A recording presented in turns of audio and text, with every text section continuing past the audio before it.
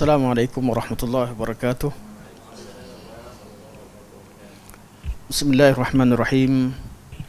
Alhamdulillahi rabbil alamin. Nahmadullah ta'ala wa nashkuruh.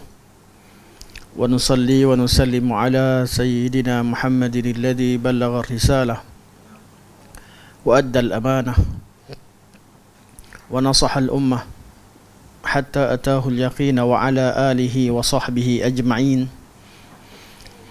Subhanaka la ilma lana illa ma 'allamtana innaka antal alimul hakim. Rabbi shrah li sadri wa yassir li amri wahlul 'uqdatam min lisani yafqahu qawli. Amma ba'd. Fa inna asdaqal hadits kitabullah wa khairal hadi hadi Muhammadin sallallahu alaihi wasallam. Wa syarrul umuri muhdatsatuha wa kullu muhdatsatin bid'ah wa kullu bid'atin dhalalah wa kullu dhalalatin finnar. Tsumma amma ba'd. Yang dimuliakan pengurusi, sahabat-sahabat yang dirahmati Allah. Pertamanya mari kita merafakkan setinggi-tinggi kesyukuran kehadrat Allah Subhanahu wa taala kerana pada pagi yang mulia ini Allah Subhanahu wa taala memberikan taufik pada kita untuk hadir dalam majlis ilmu. Tajuk yang akan kita bincangkan pada pagi ini adalah berkaitan dengan ilmu kalam, akidah di sisi salafus salih dan ilmu kalam. Dan tajuk ini berdasarkan kepada mukadimah nota yang sebenarnya saya sediakan untuk dibincangkan pada suatu ketika dahulu. Kemudian diikuti dengan contoh-contoh yang akan saya bawa dalam kitab ini sebagai contoh. Oleh kerana nota tu saya tak jumpa. Jujur saya beritahu sebab apa, tajuk ni penting dan terpaksa mengaku ni. Ada sekini saya pun pakai handset, pakai laptop isteri saya lah. Laptop satu lagi pun dia banyak sangat hang, bila banyak file kena pindahkan pada C ke sebagainya, dia tak gerak-gerak malam tadi. Jadi saya pun terpaksa bawa laptop ni untuk lebih mudah, jadi tajuk kita lebih ringkas. Daripada mukadimah tu, mukadimah berkaitan dengan sejarah ilmu kalam, kalam-kalam, kata-kata ulama berkaitan ilmu kalam, hukum imam empat dan imam-imam salafus salih. Yang penting natijahnya, hujungnya dalam kertas tersebut, khulasahnya, ilmu kalam adalah ilmu yang diharamkan secara ijma' oleh salafus salih. Natijahnya begitulah. Tidak ada seorang pun dari kalangan ulama salafus salih yang menyatakan bahawa boleh mempelajari ilmu kalam, apatah lagi boleh menggunakan ilmu kalam dalam akidah. Dan ini kesimpulan daripada nota tersebut. InsyaAllah kalau ditemukan, kalau jumpa, dan kita akan saya akan cuba backup macam manalah untuk sama kita. Saya mohon maaf banyak-banyak ya, sebenarnya nota tu sangat penting. Jadi cuma kesimpulannya, dan perkara ini dimaklumi dan disepakati oleh semua ahli ilmu bahawa ulama salafus salih mereka sepakat dengan satu qaul, iaitu mengharamkan ilmu kalam, termasuk imam yang empat: Al-Imam Abu Hanifah, Imam Nu'man bin Thabit, Imam Al-Hijrah, Imam Malik, Imam Syafi'i, Muhammad bin Idris, dan Al-Imam Imam Ahmad bin Hanbal, Imam Hanbali. Keempat-empat ulama mazhab dan ulama-ulama sebelumnya, mereka telah pun mengenali dan memahami ilmu kalam. Ilmu kalam bukan wujud selepas zaman mereka, bukan ilmu yang baru timbul selepas daripada kewafatan mereka. Tidak. Ilmu kalam ilmu yang ada sejak daripada zaman mereka masih hidup, malah sejak daripada zaman imam paling tua di kalangan empat, Imam Abu Hanifah. Malah Imam Abu Hanifah mengharamkan, malah melarang anaknya bernama Muhammad daripada mendekati ilmu kalam. tak boleh dekat langsung, tak boleh duduk dengan ahli kalam dan tidak boleh belajar ilmu kalam. Itu kalam Imam Hammad, Imam Abu Hanifah kepada anaknya Hammad. Dan nukilan-nukilan ini bukan daripada kitab golongan Salafi, Wahabi dan sebagainya. Semua ini disebut dalam kitab ilmu kalam. Ketika muqaddimah ilmu kalam, ataupun hatta kita buka pada muqaddimah ilmu mantik sekalipun, kita akan temukan qaul ulama-ulama yang mengharapkan mantik, yang merupakan muqaddimah ilmu kalam. Kita belajar bab ni, kita ada 3 ilmu yang kita akan nampak lebih kurang. Satu, ilmu mantik. Yang kedua, mantik ni pertama sekali asas kepada segala perkara. Yang kedua, ilmu falsafah. Dan ketiga, ilmu kalam. 3 ilmu ni kadang-kadang kita tak dapat bezakan antara 3 jenis ilmu ini. Ilmu mantik adalah ilmu kaedah seperti ilmu matematik, iaitu kaedah semata-mata, ilmu yang mengkaji dan meletakkan kaedah dalam pemikiran manusia, kaedah mengenali dan menyampaikan hujah, iaitu ilmu yang tertumpu kepada 2 perbincangan utama. Ilmu yang mengajarkan kita supaya meletakkan ataupun memahami sesuatu perkara dengan tasawur yang benar. Ini tujuan ilmu yang asal. Saya tidak kata apa. Manakala nak bercakap tentang satu perkara, biar kenal betul-betul apa yang kita ingin, sesuatu yang ingin kita bicara tentangnya. Ini nama tasawur. Dan dalam ilmu mantik ada bahagian kedua, dalam bahagian tasdiq, iaitu ketika menghukumkan satu perkara, biarlah hukum itu hukum yang tepat. Ada tasawur dan tasdiq. Dan dari segi dasarnya, inilah perkara yang diinginkan oleh semua kumpulan. Tak ada masalah dari segi tujuan asalnya dan sebagainya, dari asas dan tujuan kenapa ilmu mantik dipelajari.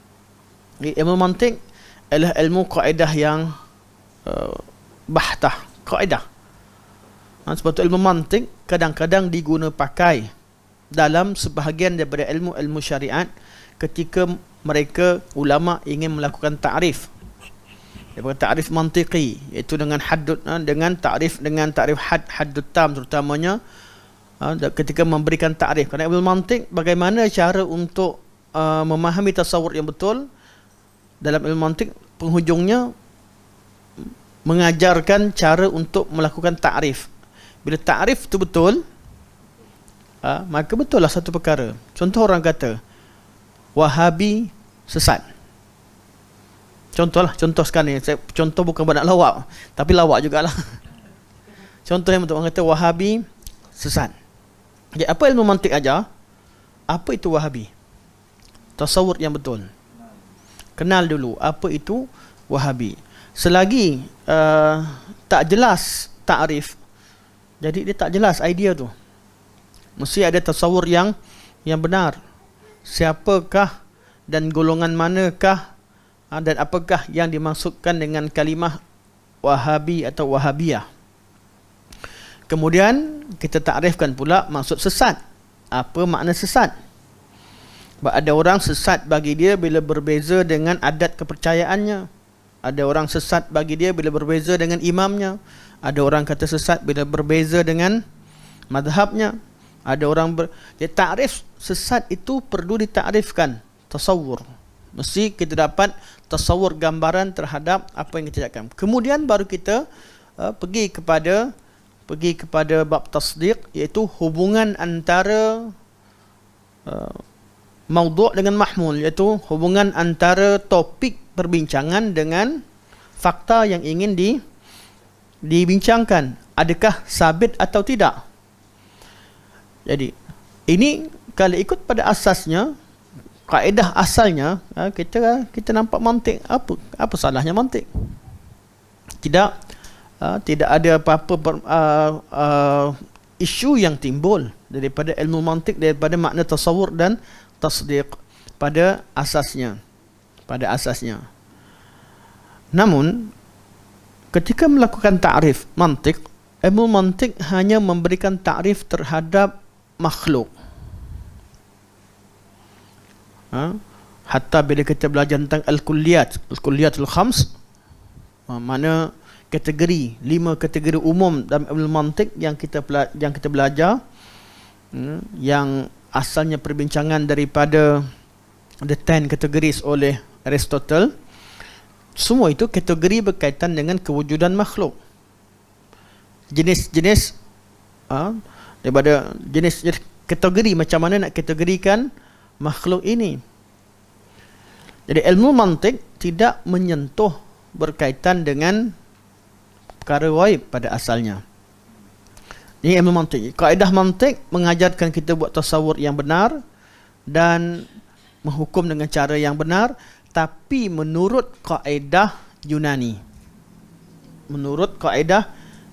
Tasawur yang benar dan juga hukum yang benar kita sepakat. Namun kaedah ni kemukakan ialah menurut ilmu falsafah, ahli falsafah Yunan. Ahli falsafah Yunan ada cara mereka membincangkan satu perkara untuk menetapkan satu perkara itu ada hakikat satu perkara betul ataupun salah. Kerana ilmu ini berasaskan daripada bagaimana mereka berdepan dengan golongan sufistaiyin pada zaman tersebut yang mengatakan bahawa tidak ada satu hakikat kebenaran yang tetap. Kebenaran tu masing-masing rasa diri betul. Tak ada satu benda yang betul yang boleh dijadikan sebagai satu kaedah umum untuk seluruh manusia. Kalau berlaku pergaduhan, yang pukul dia rasa dia betul. Kata dia, yang kena pukul dia rasa dia betul. Dia tak ada benda yang betul. Ni guna sufistaiyin. Jadi maka wujud ilmu mantik untuk membuat kaedah-kaedah sehingga tahu hukum yang atau yang mana betul, yang mana salah dalam membincangkan bab qadhiyah ataupun al-qadhaya. Ini ilmu mantik. Kemudian ada ilmu falsafah. Apakah ilmu falsafah? Ilmu falsafah ialah ilmu mengenali hakikat suatu perkara, mencari kebenaran atau mengenali sesuatu perkara, hakikat. Ilmu mantik hanya mentakrifkan sesuatu dan barang dan juga kaedah-kaedah untuk mengenal suatu maklumat itu betul atau salah, namun tidak dipraktikkan ke mana-mana. Dia hanya kaedah umum. Contoh dia contoh-contoh umum untuk fahamkan kita satu perkara. Ilmu falsafah ianya merangkumi pelbagai jenis falsafah. Ada falsafah yang mengkaji tentang nombor yang dinamakan matematik. Kemudian ada falsafah yang mengkaji tentang suatu objek yang dinamakan sebagai fizik. Falsafah yang mengkaji tentang hakikat suatu sifat yang berakhir dengan kimia, sifat satu kewujudan. Falsafah yang mengkaji tentang ini dan itu, macam-macam. Dan falsafah ini umum, termasuk falsafah keagamaan, falsafah dalam akhlak dan falsafah dalam beragama. Ini falsafah umum. Sebab tu kita nampak beza antara ilmu mantik dan ilmu falsafah. Kemudian ilmu ketiga, ilmu kalam. Ilmu kalam adalah falsafah berkaitan dengan kalam, berkaitan dengan akidah Islam. Jadi dari mana ilmu kalam timbul? Daripada ilmu falsafah. Falsafah daripada mana? Daripada mantik, kaedah mantik. Dan falsafah tak sebenarnya mantik lah, perkembangan. Tapi falsafah mantiqiyah yang ada falsafah yang berasaskan ilmu mantik. Jadi kenapa saya sebut falsafah asas mantik? Sebab nak cerita ilmu kalam tadi. Jalur ilmu kalam datang dari falsafah yang berasaskan mantik. Jadi timbullah ilmu kalam. Ya, ilmu kalam kaji tentang apa? Ilmu kalam kaji tentang kaedah-kaedah mantik yang mengisbatkan akidah-akidah Islam. Atau kita kata kaedah-kaedah akal untuk mengisbatkan atau untuk membincangkan urusan-urusan berkaitan dengan akidah umat Islam. Iaitu membincangkan tentang perkara-perkara ghaib. Kerana pada asalnya sebelum siapa yang belajar ilmu mantik sekali, kita tahu bahawa mereka sebelum membincangkan tentang bab akidah, mereka bahagikan dulu hukum ni Ada tiga hukum. Untuk tuan-tuan faham secara umum. Nota tak ada, saya bagi yang umum saja. Hukum ni ada 3 jenis hukum. Satu hukum adat, yang kedua satu hukum syarak, yang kedua hukum adat, ketiga hukum akal. Ni yang umum lah, pembahagian yang paling mudah untuk faham. Yang mahsus sebagainya, yang bila pembahagian yang detail kita tinggalkan dulu, kita ambil yang paling mudah. Mereka kata pertama hukum syarak. Hukum syarak ni apa? Apa yang Allah perintahkan, apa yang Allah larang. Maka hukum syarak, kata mereka, perintah Allah dan larangan Allah kena rujuk kepada dalil. Jadi dalam masalah fiqh, ahlul kalam mereka tengok pada dalil, mereka tengok pada usul fiqh, macam mana nak faham dalil dan sebagainya. Mereka kategorikan hukum-hukum fiqh itu perlu rujuk pada dalil, kerana mereka namakan sebagai hukum syarak. Hukum yang kedua ialah hukum adat. Hukum adat iaitu suatu kebenaran yang diketahui melalui kebiasaan atau pengalaman. Hukum adat. Hukum adat ni seperti apa? Kita tahu segala yang berkaitan dengan sains alam ni adat lah. Ilmu-ilmu yang berasaskan eksperimen tu ilmu namakan sebagai hukum adat. Kita tahu air itu sejuk sebab kita dah biasa. Kita tahu api itu panas sebab kita dah biasa. Kita pernah mana kita ada pengalaman berkaitan dengannya. Hukum-hukum adat. Hukum adat ini namakan sebagai mumkinat, berkaitan dengan alam. Ini memang belajar ilmu kalam ni, betul. Mumkinat berkaitan dengan alam. Jadi segala formula berkaitan dengan alam, mereka kata ini adalah hukum adat. Jadi ada yang hukum adat, ada hukum syarak. Jadi hukum syarak, hukum fiqh lah. Hukum adat berkaitan hukum alam. Hukum ketiga, hukum akal.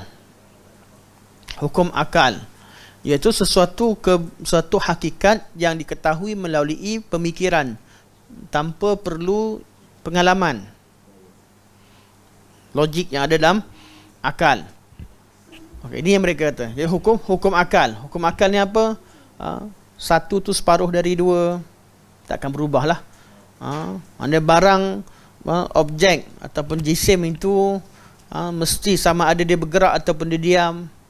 Tak boleh dua keadaan bergerak dan diam serentak, atau tak bergerak tak diam. Tak boleh. Ini semua hukum akal dan sebagainya. Ilmu akidah kat mana mereka letakkan? Berkaitan dengan sifat-sifat Allah, berkaitan kategori mana mereka letakkan? Ini masalah utama. Mereka mengeluarkan ketetapan syarak dan berita sebagai sumber untuk mengetahui akidah.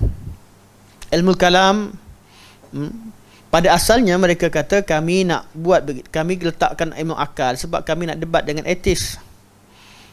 Jadi inilah asas yang disepakati oleh semua. Namun setelah kewujudan zahirnya ilmu kalam, mereka jadikan itu sebagai asas akidah mereka. Semua mazhab kalam, termasuk mazhab yang paling dekat dengan Sunnah wal Jamaah, atau kita panggil sebagai Sunnah yang umum, iaitu Asy'ariyah dan Maturidiyah yang menggunakan ilmu kalam. Ilmu kalam asasnya apa? Mereka jadikan urusan berkaitan dengan sifat-sifat Allah dan seumpamanya. Ilmu kalam ni bincangkan tentang, pertama sekali tentang kewujudan Allah. Ini perbincangan basic. Pergilah ilmu kalam Syiah, sama je bincang dia. Nak pergi tengok Syiah ceramah ke, atau mana-mana mazhab ceramah, sama je mengisbatkan kewujudan Allah. Minta maaf lah kalau sebut nama Syiah. Ilmu kalam ni ilmu disepakati oleh akal, yang mereka ilmu akal. Golongan ahli falsafah pun bincang benda yang sama tentang bukti-bukti kewujudan. Jadi tidak membezakan antara satu mazhab-mazhab yang lain. Ilmu kalam ni ilmu yang asasnya sama. Asasnya adalah sama. Ini wujudnya kaedah. Pinjang pertama mereka membincang tentang kewujudan Tuhan. Bukti-bukti kewujudan Tuhan. Perbincangan yang kedua ialah berkaitan dengan sifat-sifat Tuhan. Kalau dah kata Allah tu wujud, Tuhan tu wujud, jadi apakah sifatnya? kewujudan sifat. Dan kalau bincang tentang kewujudan, pasti mereka akan bincangkan tentang, kerana mereka bahagikan, mereka isbatkan dengan cara akal, maka hukum akal terbahagi kepada 3, wajib, mustahil dan harus. Maka semua yang diisbatkan dengan kaedah akal akan dibahagikan kepada 3, sifat yang wajib, sifat yang mustahil, sifat yang harus di sisi akal. Jadi wujudlah kaedah-kaedah yang diwujudkan dalam ilmu kalam, membincangkan tentang perkara-perkara ini. Jadi pertama mereka bincangkan tentang kewujudan, bukti kewujudan. Macam mana buktinya? Tuan-tuan boleh rujuk pada kuliah saya berkaitan dengan atheism, pasal etis yang kita buat dulu. Itu hujah-hujah sebahagian daripadanya adalah hujah yang digunakan oleh ahli kalam. Walaupun saya tak kemukakan hujah kalam, itu hujah Quranul Karim, tapi ilmu kalam mendakwa itu ilmu, sebahagiannya ilmu yang mereka sebutkan, dalilul asar al-mu'athir dan sebagainya. Dan wujudlah ilmu yang dinamakan semua ilmu kalam yang membina akidah mereka atas dasar akal, bukan syara'. Tapi ini perkara ghaib disabitkan berkaitan akal, dasar akal. Tapi kalau perkara ghaib itu berkaitan dengan makhluk, seperti syurga, neraka, azab kubur, berkaitan dengan selain Allah Subhanahu Wa Taala, mereka letakkan di bawah kategori adat. Adat artinya apa? Mungkin. Apa sahaja berlaku pada makhluk boleh jadi ya, boleh jadi tidak. Tak ada benda yang wajib, tak ada mustahil. Jadi mereka boleh beriman dengan sam'iyat. Mana hukum berkaitan dengan adat boleh berubah. Saya fahamkan muka alam dulu. Jadi mereka kata hukum adat ni berubah mengikut pada adat masing-masing. Selalu contoh yang diberikan untuk kita faham berkaitan dengan kalau kita bercakap dengan orang Arab Badui pada zaman dulu, bahawa kita bergerak daripada Mekah balik ke Malaysia dalam masa sehari dengan menaiki sebuah besi atau menaiki satu besi terbang. Apa Badui cakap? Mustahil. Tapi mustahil adat lah, sebab dia tak pernah nampak, dia tak pernah tahu, tak pernah nampak. Jadi dia kata hukum tu mustahil si adat, bukan mustahil si akal. Jadi diumpamakan perkara-perkara sam'iyat ni seperti itu. Dan kita tak bantah kat sini. Pada bab sam'iyat ada betul cara istidlal dan banyak tak betul lah, kita akan bincangkan kejap lagi. Ada benda betul, ada benda yang mudah faham sebagainya. Contoh dia umpamakan kita berada ke alam ni. Saya ada satu contoh yang selalu disebut yang nampak menarik untuk kita bincangkan. Antara kita tak tahu tentang perkara ghaib, betul? Kita tak tahu apa yang ada di langit, kita tak tahu apa yang di alam kubur. Diumpamakan seperti ikan yang ada di dasar laut. Ikan dia tak tahu, dia tak pernah kenal manusia ke atas, terutamanya ikan yang ada di dasar, yang tak boleh duduk atas, ikan dalam laut dalam, betul tak? Dia naik atas dia akan mati. Kita nak National Geography yang 1000 meter ke bawah ke sebagainya, dia tak pernah kenal. Dia naik atas pun, bahagian laut atas pun dia tak pernah naik. Jadi apatah lagi nak kenal manusia, apatah lagi dia nak kenal kail, mata kail. Jadi ikan ni memang dia nampak benda tu, makan dia makan, sebab dia tak kenal pun manusia. Yang dia tahu, kalau ada orang yang makan hilang, dia bukan tahu kena siang ke kena potong, kena makan, kena goreng ke, dia tak tahu. Ikan dalam tu, macam itulah keadaannya. Diumpamakan kita di alam dunia ni begitu. Kita tak tahu. Yang kita tahu orang mati, hilang, pergi ke mana tak pernah nampak. Macam ikan tadi tak tahulah, kena angkut naik atas, kena jual kat pasar, dibekukan, kena makan sebagainya. Ni contoh yang cantik, yang bukan saya nak ajak belajar ilmu kalam, tapi contoh ni pun dibuat oleh ulama salaf. Tapi maksudnya nak fahamkan kaedah maksud mungkin. Suatu perkara bukan suatu perkara yang mustahil, perkara yang mungkin. Alam ghaib ni kata benda yang tak mustahil. Cuma kita ghaib pada kita. Orang yang dah sampai kat situ tak ghaib dah. Masa tu dia nampak betul dah, inilah kehidupan sebenar, inilah azab sebenar, inilah nikmat sebenar. Ghaib pada kita yang belum sampai ke sana. Jadi ikan sampai atas tu, dia dah buat apa-apa dah. Dia dah kena tangan atas. Jadi diumpamakan Nabi tu seperti ada ikan yang bijak yang dapat maklumat di atas. Kita jangan makan kail ni, jangan dekati dia. Dekati mata kail ni kamu akan ditangkap, akan dipotong, disiang, akan digoreng. Macam itulah keadaannya. Contoh tu mudah faham lah, mudah faham tentang perkara ghaib. Tapi saya nak maksudkan mereka katakan itu sebagai hukum adat. Ikan tu tak kenal kail sebab adat dia tak pernah nampak, tak ada pengalaman. Tapi hukum alam ni kata hukum adat. Maka kita di sini mereka katakan mereka boleh terima dalil-dalil berkaitan dengan syurga, neraka, sam'iyat sebagainya kerana pengkategorian tadi. Jadi masalah utama ilmu kalam ini kat mana? Awal-awal pengkategorian tersebut, apabila mengkategorikan sifat-sifat Allah semata-mata akal. Dan akal takkan salah. Hukum akal yang mereka tetapkan berkaitan dengan sifat Allah tu tak salah. Ini punca utama. Punca utama ilmu kalam. Mereka kata ilmu kaedah. Mereka kata kaedah berkaitan dengan syarak bergantung pada dalil. Hukum syarak Allah yang perintahkan. Hukum fiqah berkaitan dengan perkara-perkara sam'iyat, syurga, neraka sebagainya, perkara-perkara mungkinat. Ini bergantung kepada uruf dan adat. Kita boleh terima bahawa api itu panas sebab biasa. Tapi kalau ada berita kata api yang bakar Ibrahim itu sejuk, kita percaya sebab ni mungkin boleh berubah. Tapi berkaitan sifat Allah, tak boleh. Sampai pada sifat Allah, Allah di atas, Allah beristiwa atas arash, Allah subhanahu wa ta'ala turun ke langit dunia, Allah subhanahu wa ta'ala berkata-kata, kalamullah, ini tak ada. Ini masalah akliyat, mesti gunakan akal. Mustahil Allah bersifat dengan sifat demikian. Tak boleh percaya sebab kaedah akal, kaedah yang tidak akan berubah di mana-mana di dunia atau di akhirat. Ini mereka kata kitab-kitab. Kaedah tak akan berubah kata mereka. Logik akal tak akan berubah daripada dunia sampai akhirat. Dari segi prinsipnya dah salah. Secara praktikalnya, ni teori dia.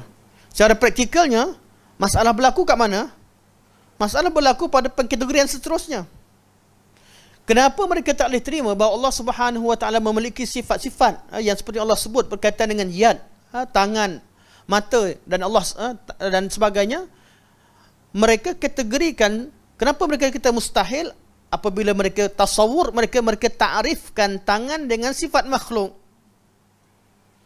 Sebelum cerita tentang Allah, asalkan tangan saja mereka ta'rifkan tangan adalah anggota badan manusia yang digunakan untuk memegang sebahagian daripada badan manusia, sebahagian daripada jisim, sebahagian. Ini ta'rifan mereka. Ta'rifan yang pada asalnya tak salah. Pada asalnya kita tidak berbeza dengan ilmu mantik tentang mentakrifkan tangan adalah anggota manusia. Namun apabila mereka gunakan takrifan ini ketika membincangkan tentang sifat-sifat Allah dan mengkategorikan, mereka mengisbatkan sifat Allah dan menafikan atas kaedah-kaedah yang mereka letakkan. Di sinilah punca mereka tak boleh terima ayat Quran.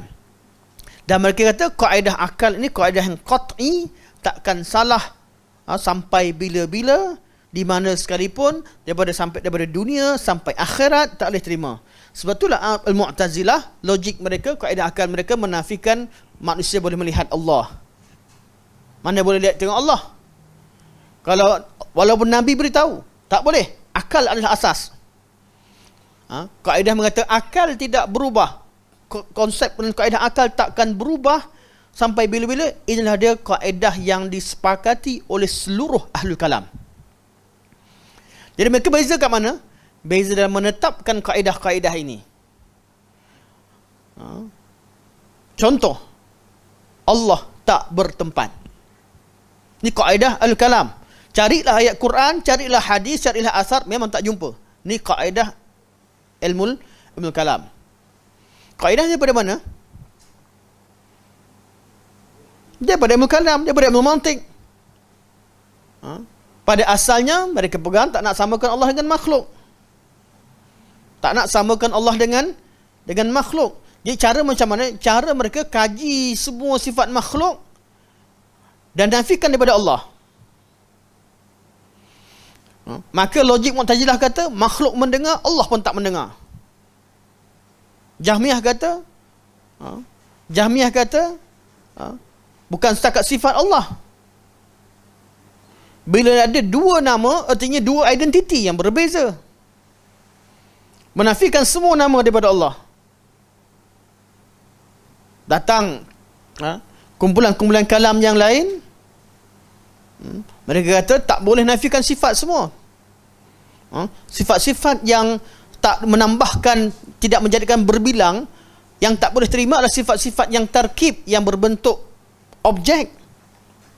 Ditafsirkan semua sifat yang sebagai objek lah, tafsiran dia lah, sudah kepada makhluk, iyat dengan tafsiran makhluk sebagainya. Tapi sifat-sifat ma'ani, sifat-sifat yang tak menambahkan apa-apa, ma'ani, mendengar, melihat sebagainya, bukan telinga, mendengar. Ini boleh terima. Kaedah inilah yang menyebabkan timbulnya mazhab-mazhab, semuanya bincang tentang zat Allah dan mengkategorikannya sebagai suatu kaedah akal yang takkan salah, takkan berubah. Jadi macam mana kalau jumpa ayat Quran? Ayat Quran tu yang perlu, Quran, kaedah akal takkan salah. Quran itu yang kita salah faham. Kalau akal ni salah, Quran yang kita salah faham. Jadi kita kena betulkan ayat Quran, yang zahir Quran tu sesuai dengan apa yang ada. Sebab zahir Quran takkan kafir, takkan kufur. Jadi sebab Al-Quran takkan bawa kekufuran. Walaupun zahirnya mengandungi kekufuran, perlu ditakwilkan. Dan tuan-tuan takkan jumpa orang yang faham ilmu kalam yang boleh menerima akidah salafus salih dengan sebenarnya, kecuali mereka mentakwilkan atau mengatakan salafus salih sebenarnya tidak mengisbatkan makna yang ada pada lafaz. Salafus salih sebenarnya membekukan makna, menyerahkan makna kepada Allah.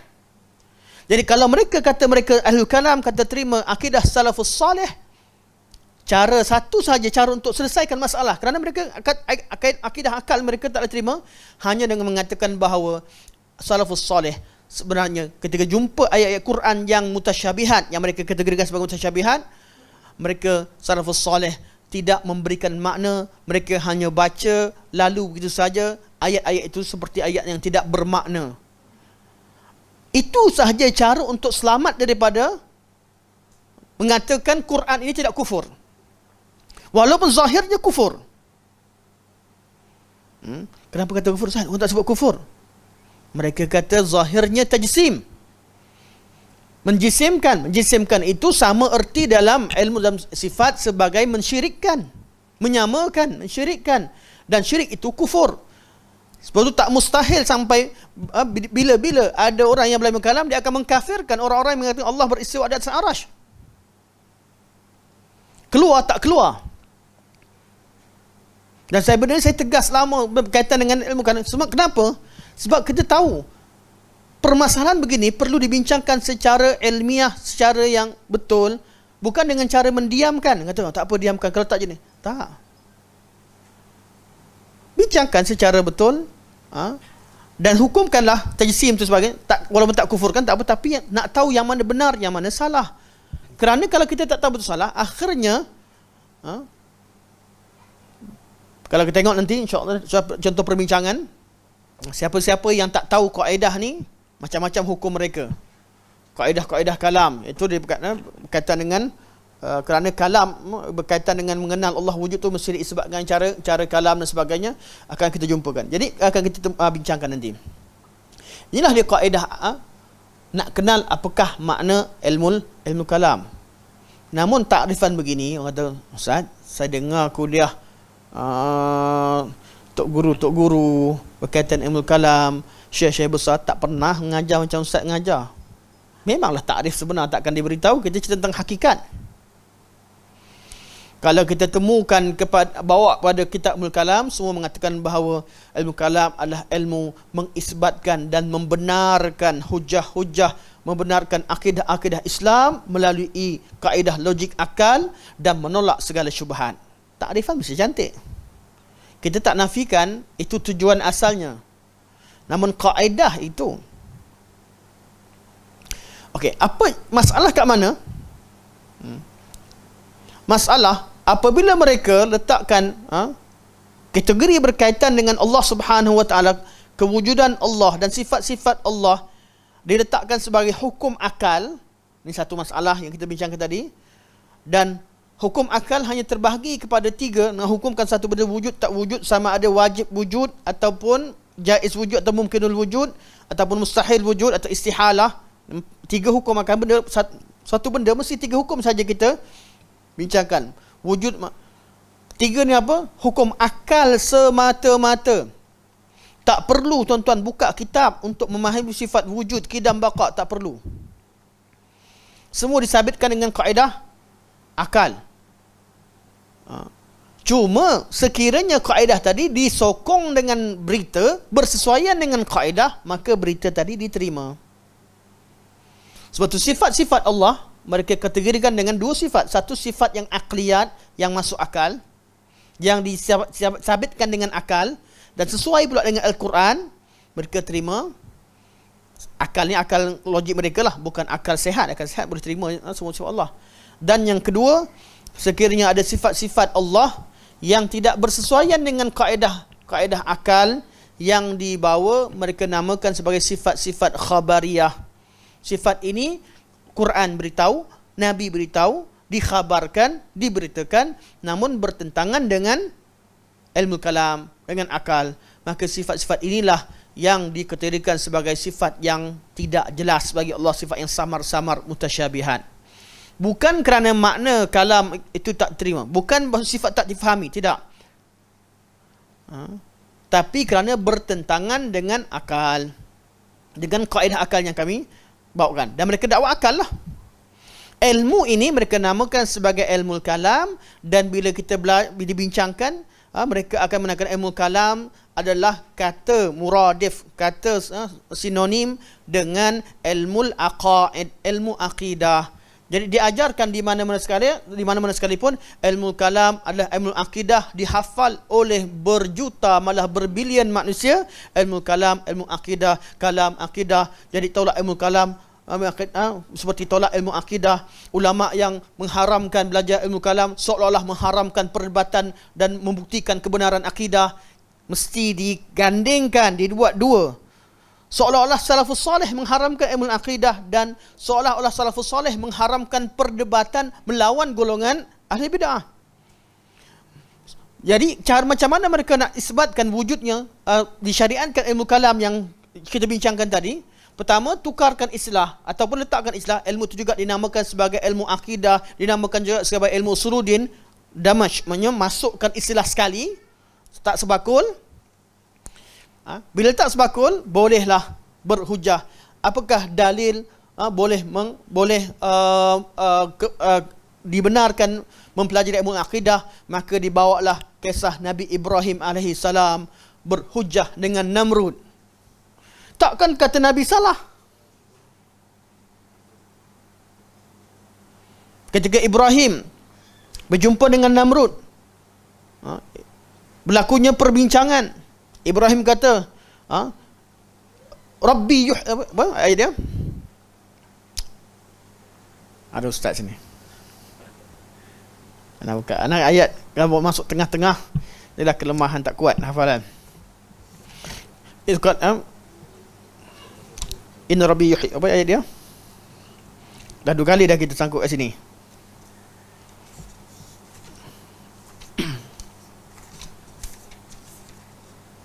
Okey.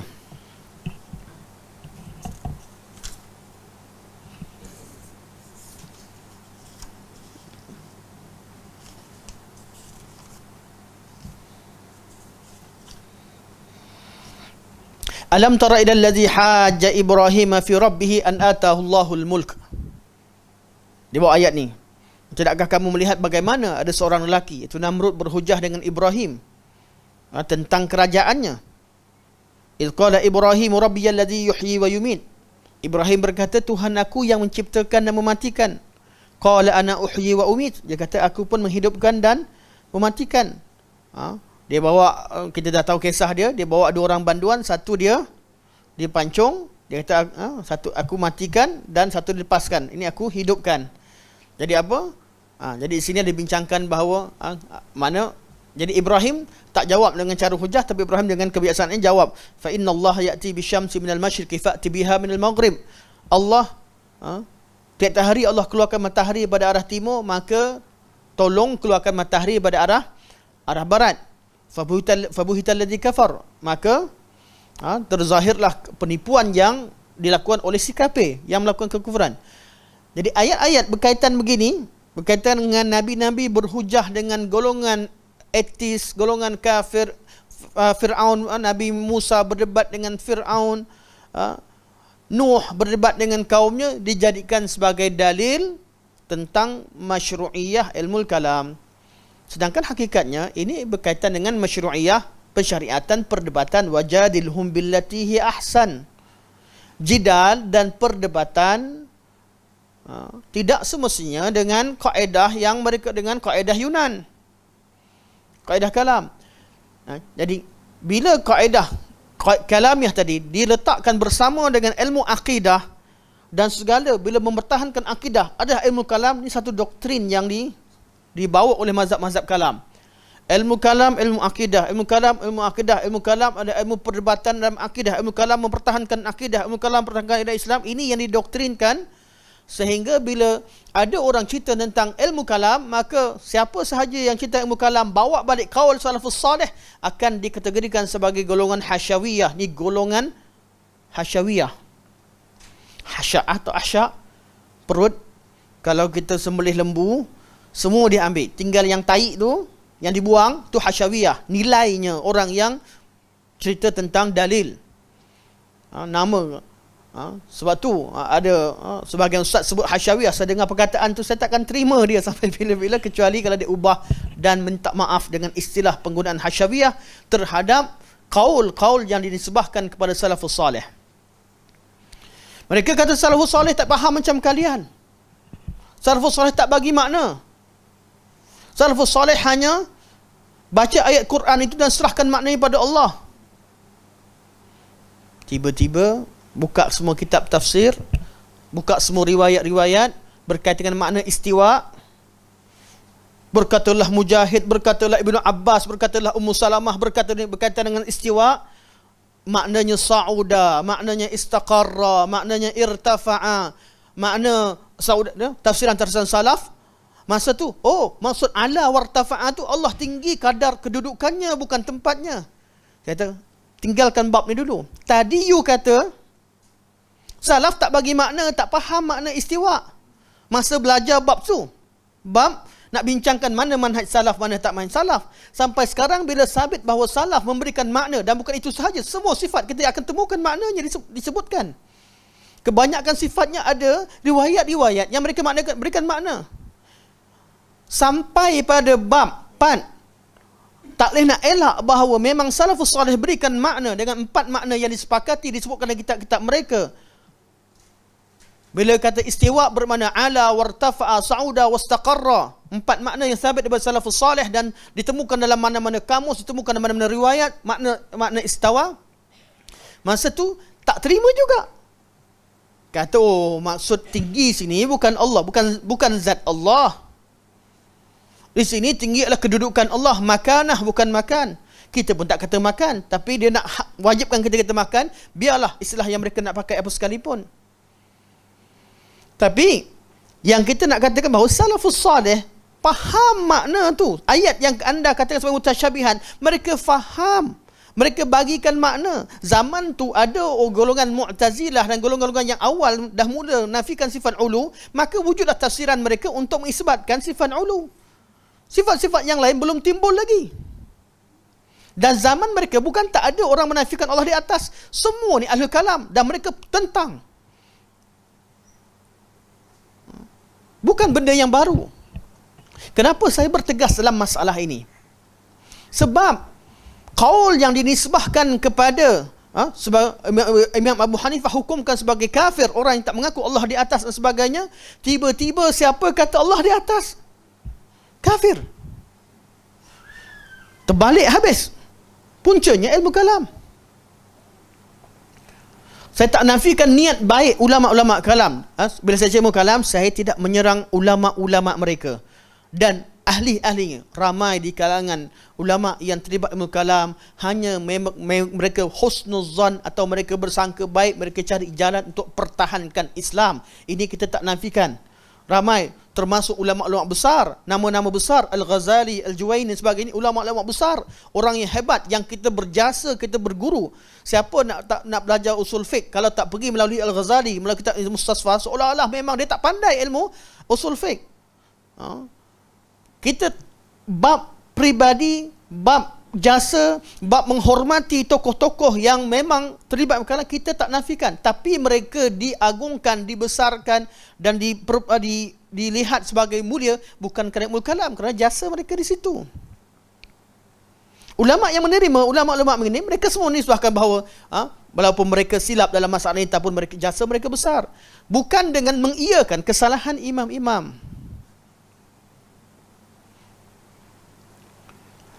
Sebab kesilapan di sini bukan pada mereka pada asalnya, kepada dasar ilmu itu sendiri, pengkategorian sejak berasal lagi, pentakrifan terhadap lafaz-lafaz lagi. Maka siapa sahaja yang tenggelam dengan ilmu, yang terlibat sahaja, terima sahaja cara pengkategorian tadi, letakkan berkaitan sifat Allah adalah perkara akliyat yang terikat dengan hukum akal, dan hukum akal kita takkan salah. Kemudian mengambil kaedah-kaedah tertentu, sebahagian kaedahnya betul, tak silap, tak disangkal. Tapi semuanya betul, takkan salah. Ayat bila begini sahaja kaedahnya, maka sampai satu masa, sampai ke tahap mereka akan menafikan ayat-ayat Allah Subhanahu Wa Taala. Bezanya apa? Ada yang terus terang Mu'tazilah, Quran bukan kalamullah, Quran makhluk, selesai. Itu terus terang. Datang Kullabiyah, Al-Maturidiyah, Asy'ariyah sebagainya, tak boleh kata, mana boleh Quran kata makhluk. Habis Quran kalamullah lah kan. Kalau bukan makhluk, kalamullah lah kan. Dua je, kalamullah ke makhluk. Tak, dia ada ke tengah. Kalamullah, kalamun nafs. Sebab orang bercakap ada dua. Bercakap dalam hati, bercakap dengan suara. Tak boleh kata Allah bercakap dengan suara. Kalamun nafs, kalam dalam jiwa Allah.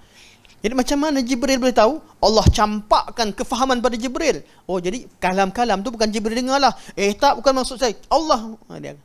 Itu kita jumpakan yang kita belajar dalam bab kalam, tak jumpa penghujungnya. Hakikatnya, bukan mereka nak tolak ayat Allah, tapi kerana mereka telah terikat, mereka telah terjerat dengan ilmu kalam, bahawa tiap-tiap perbuatan, tiap-tiap bila isbatkan perbuatan, artinya telah mengisbatkan benda baru. Haji Jamal tadi kat mana? Kat bawah. Lepas tu naik atas. Artinya apa? Baru lagi naik atas ni. Allah dulu tak istiwa, lepas ada arasy istiwa. Jadi Allah tu, perbuatan Allah dan perbuatan Allah ni kan qadim. Jadi barulah.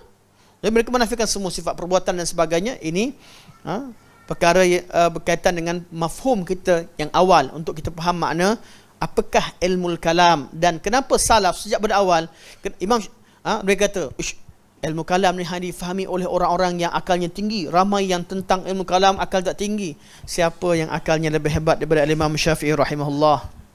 Imam Syafi'i berkata, aku kenal, aku faham satu-satu ilmu kalam dan aku hukumkan siapa yang belajar, bukan siapa yang pertahankan akidah kalam. Siapa yang belajar perlu disebat dengan rotan dan selipar, dan dibawa keliling kampung, dan hendaklah tukang pukul kata, inilah akibatnya orang yang mempelajari ilmu kalam. Tak ada lagi Quran, ada lagi benda yang syak. Maka timbullah jawapan seterusnya, sebenarnya pada zaman tersebut belum lagi ada ilmu kalam yang mana yang ada pada zaman selepasnya, kerana Al-Imam Abu Hasan Al-Asy'ari datang selepas imam yang empat. Kita kata, apa bezanya? Ilmu kalam kan sama kaedahnya sejak dari awal. Kita hukumkan pada ilmu kalam kaedah itu sendiri. Bukan pada, mereka tak menghukumkan tentang bab keputusan, tak. Mereka hukumkan pada ilmu itu sendiri. Adakah perubahan? Ada perubahan? Kaedah mengisbatkan kaedah pengisbatan akidah melalui ilmu kalam itu sendiri yang mereka haramkan. Daripada zaman Imam Ahmad, kita tahu bahawa Abu Hasan Al-Asy'ari mengambil kaedah ni dari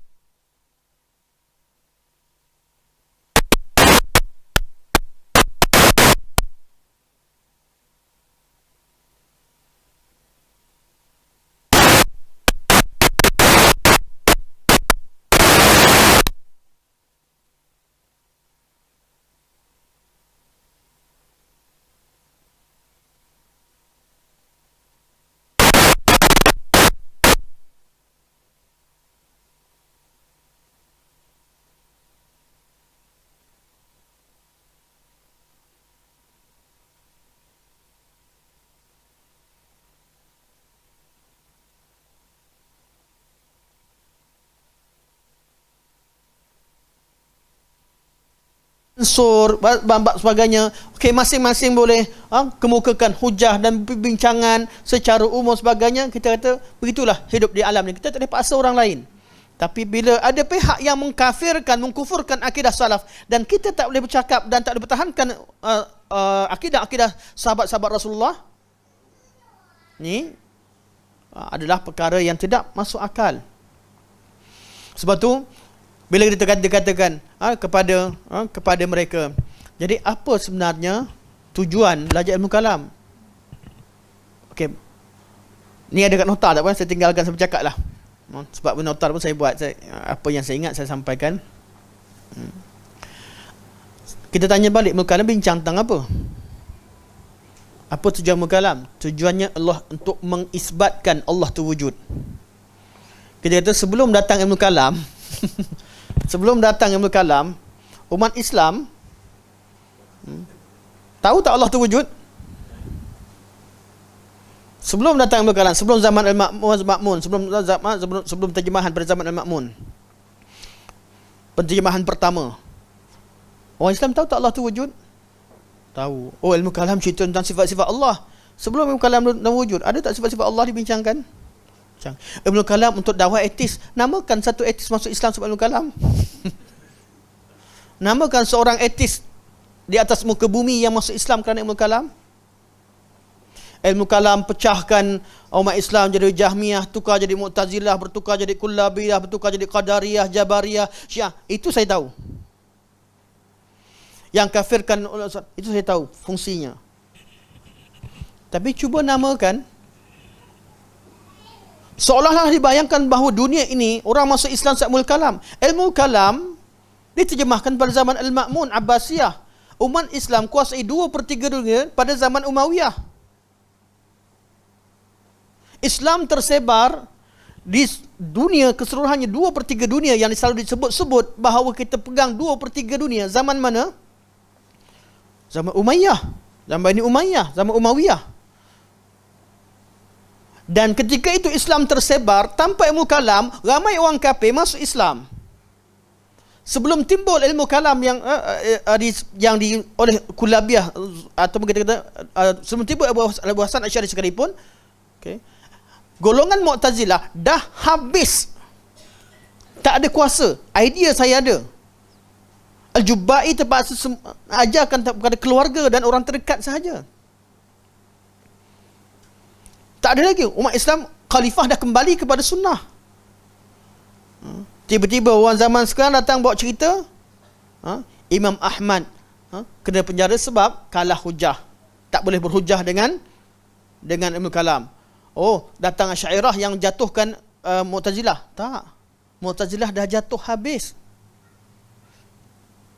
Dan kita tahu bahawa kaedah apa yang ada pada zaman salaf, akidah yang dibawa oleh Al-Kalam adalah musuh terhadap akidah oleh ahli hadis ketika itu. Semua kita, ini yang kita temukan. Bila kita sabitkan begitu, ada orang kata zaman tu zaman kegelapan.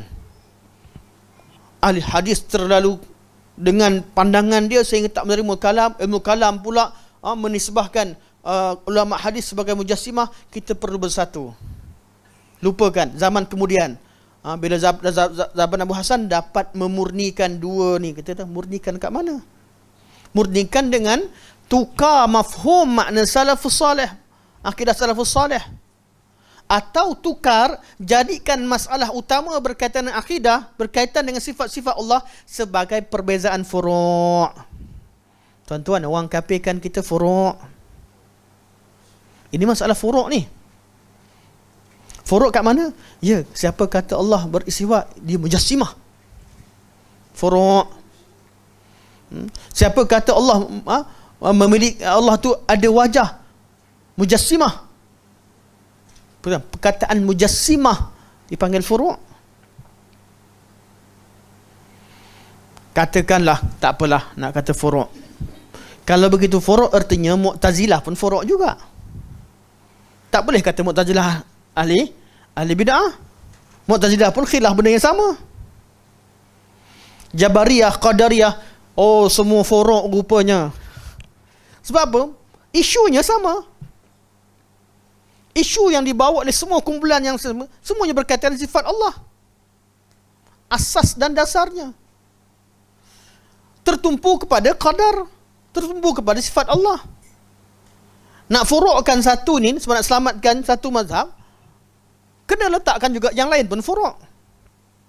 Maka takrifan usul furu' pun sampai sekarang tak selesai. Mana usul, mana furu'. Kita belajar usuluddin, usul berkaitan akidah, furu' berkaitan dengan fiqh, tu amaliyah. Sampai-sampai akidah ada usul furu' lagi. Sampai bila kita ada lagi usul furu', macam-macam takrifan yang ada, yang kita nak sebutkan sebenarnya selesai satu saja. Tak payah ada nama usul furu' pun. Yang mana Nabi kata betul, Nabi kata yang sahih daripada Nabi, terima. Yang tak sahih, tinggalkan. Yang palsu, tinggalkan. Yang bertentangan dengan Al-Quran, tinggalkan. Boleh.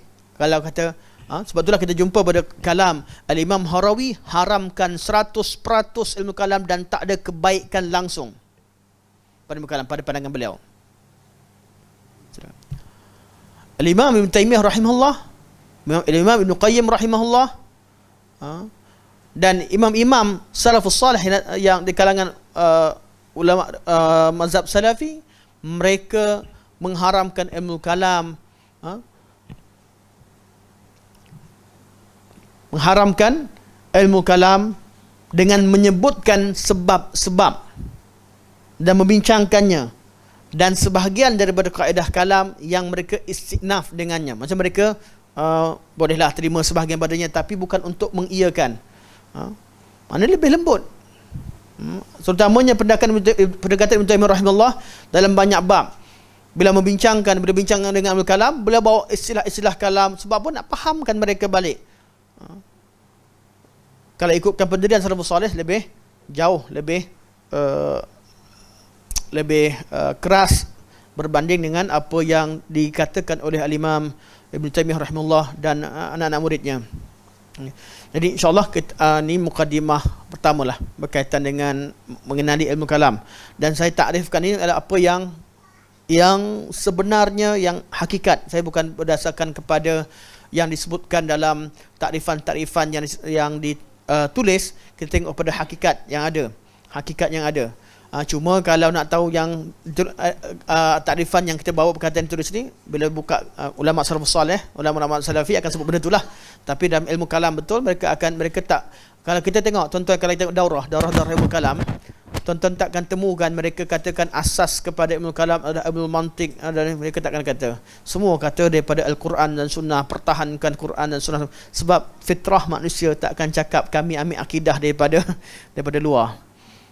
Semua orang akan cerita Al-Quran Sunnah. Cuma tinggal kita ambil ilmu dan kita cuba buat perbandingan. Silakan.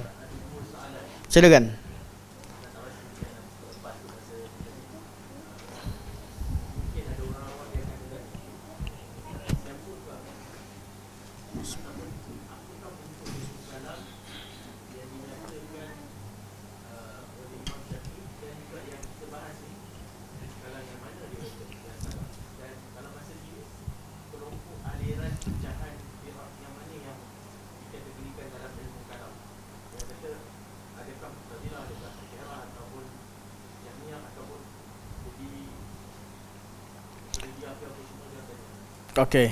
Memang ada soalan ke? Dah, okey. Okey, insya-Allah. Kalam nafs.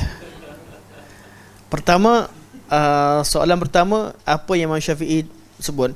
Ilmu kalam, seperti saya sebut, ilmu kalam sama ada pergi kepada tuan-tuan pergi dengar ilmu kalam, sama ada Syiah mengisbatkan tentang kewujudan Allah. Pergi dengar kuliah Syiah sekalipun. Kalau tuan-tuan nak, kita ada ni, kita boleh buka tengok Syiah syarahkan tentang ilmu kalam sekalipun, mengisbatkan tentang sifat Allah wujud, ilmu kalam. Syiah lah sekarang yang mengetahui ilmu kalam. Tuan-tuan nak, kalau tuan nak faham ilmu kalam betul, jangan dengar ni, dengar Syiah punya ceramah, lebih semudah. Saya belajar ilmu mantik, jujurnya faham betul-betul dengan Syiah. Faham betul-betul, tak ada nak cover. Dia ceritakan asal banyak benda, ilmu mantik, ilmu kalam, dia tak ada cover, tak ada nak ni, dia terus terang. Lepas tu baru kita dengar, oh ini maksudnya belakang kita gabungkan. Jadi ilmu kalam ni dia ilmu logik, ilmu akal. Pada dasarnya mereka nak cari mengisbatkan akidah melalui akal yang disepakati oleh seluruh manusia. Tuan-tuan perlu jelas apa maksud ilmu akal? Mengkaji atau mengisbatkan akidah atau mengkaji hujah-hujah akal untuk mensabitkan akidah dengan idea dan pemikiran kaedah akal yang disepakati oleh seluruh manusia, termasuk etis, sebab mereka nak dakwah pada etis asalnya. Jadi apa yang bezakan kalam zaman Syafi'i dengan kalam kemudian? Jelas? Apa beza?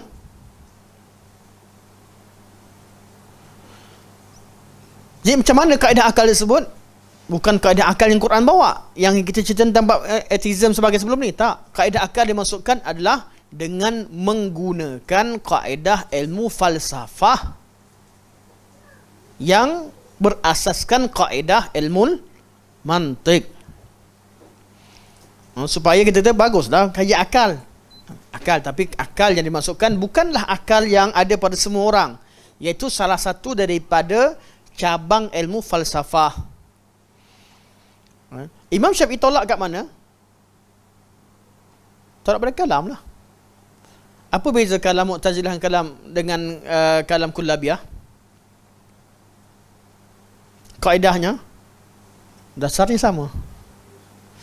Ilmu Imam Syafi'i tolak pada penggunaan ilmu kalam itu sendiri. Kaedah dan dasar ilmu kalam itu sendiri dijadikan sebagai asas untuk mengisbatkan akidah, mengisbatkan sifat Allah dan mengiyakan atau menolak sifat Allah.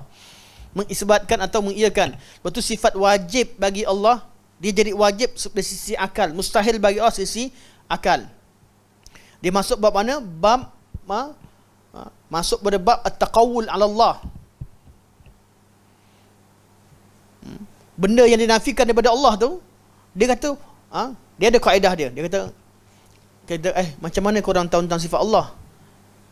Dia kata ada dua kaedah.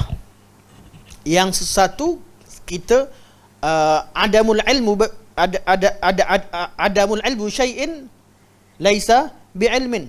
Kaedah pertama, tak tahu satu benda tidak bererti kamu tahu benda tu tak ada. Kaedah pertama lah. Atau adamul ilmu syai'in, saya lupa kaedah dia, tapi bahasa Melayu dia, kalau kita tak tahu satu benda bukan bererti benda tu tak wujud. Saya sebenarnya saya tulis kat kertas pun tinggal, jangan buku-buku. Saya nak tadi agak kelang kabut sikit macam ni. Bila kita tak tahu satu benda bukan bererti benda tu tidak wujud. Tapi kata kalau macam tu macam mana dengan sifat Allah? Tak, sifat Allah kita tahu benda tu tak ada. Al-ilmu bil adam. Kita tahu bahawa sifat mustahil bagi Allah sebagainya. Allah tak beristiwa. Allah ni kita tahu bahawa mustahil Allah bersifat demikian. Al-ilmu bil adam. Mana adamul ilmi dengan al-ilmu bil adam, istilah yang mereka pakai, dua kaedah. Adamul ilmi, tak tahu satu benda bukan bererti benda tu tak wujud. Dia guna pakai kat mana? Berkaitan dengan sam'iyat, berkaitan dengan syurga, neraka, berkaitan dengan hari kiamat dan juga azab kubur sebagainya. Tapi berkaitan sifat Allah yang mereka katakan sebagai mustahil, mereka gunakan kaedah al-ilmu bil adam. Mereka mempunyai ilmu yang jelas bahawa takkan ada pada Allah. Contoh kita kata sekarang ni siapa kita kata siapa ada kawan kita, siapa kawan kita yang tak ada sini? Muaz. Kita kata Muaz kecil ada, Muaz besar. Muaz kecil ada, tak ada Muaz besar. Kita jadi Muaz. Muaz tak ada. Jadi Muaz tak ada. Mana kita kata sekarang ni kita kata Muaz kat mana? Tak tahulah. Muaz ada kat kedai bawah ke? Tak tahulah. Tak tahu bahawa Muaz ada kat kedai bawah tidak bererti kita tahu bahawa Muaz tak ada. Betul tak? Muaz ada kedai bawah ke? Tak tahulah.